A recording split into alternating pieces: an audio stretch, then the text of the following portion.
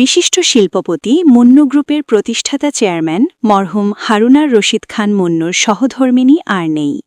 জানা গেছে তিনি দীর্ঘদিন ধরে বিভিন্ন শারীরিক অসুস্থতায় ভুগছিলেন। মানিকগঞ্জ সাটুরিয়া থেকে রাকিবুল ইসলামের প্রতিবেদনে দেখুন বিস্তারিত। আজ ১ মার্চ ২০২৬ রবিবার আনুমানিক ভোর ৬টায় রাজধানীর এভারকেয়ার হাসপাতালে চিকিৎসাধীন অবস্থায় শেষ নিঃশ্বাস ত্যাগ করেন। ইন্না লিল্লাহি ওয়া ইন্না ইলাইহি রাজিউন। মৃত্যুকালে তার বয়স হয়েছিল ৮৩ বছর।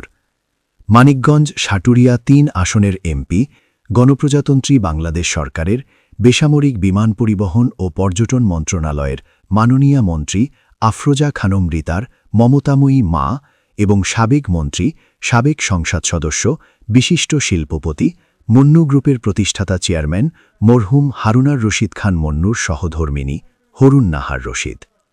এই মহিয়সী নারীর মৃত্যুর সংবাদে মানিকগঞ্জে শোকের ছায়া নেমে এসেছে। বিভিন্ন রাজনৈতিক দলের নেতৃবৃন্দ, মানিকগঞ্জের সংসদ সদস্যবৃন্দ, জেলা প্রশাসন এবং বিভিন্ন উপজেলা প্রশাসনের কর্মকর্তাবৃন্দ, গণমাধ্যমের প্রতিনিধিবৃন্দ, মুন্নু গ্রুপের বিভিন্ন প্রতিষ্ঠানের কর্মকর্তা ও কর্মচারী, মরহুমার আত্মীয় স্বজন এবং এলাকার গণ্যমান্য ব্যক্তিবৃন্দ মুন্নু সিটিতে ছুটে আসেন।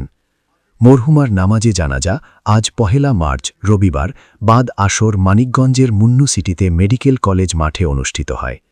জানাজা শেষে মরহুমাকে মেডিকেল কলেজ হাসপাতাল মসজিদ সংলগ্ন পারিবারিক কবরস্থানে স্বামী মরহুম হারুনার রশিদ খান মুন্নুর কবরের পাশে চিরনিদ্রায় শায়িত করা হয়।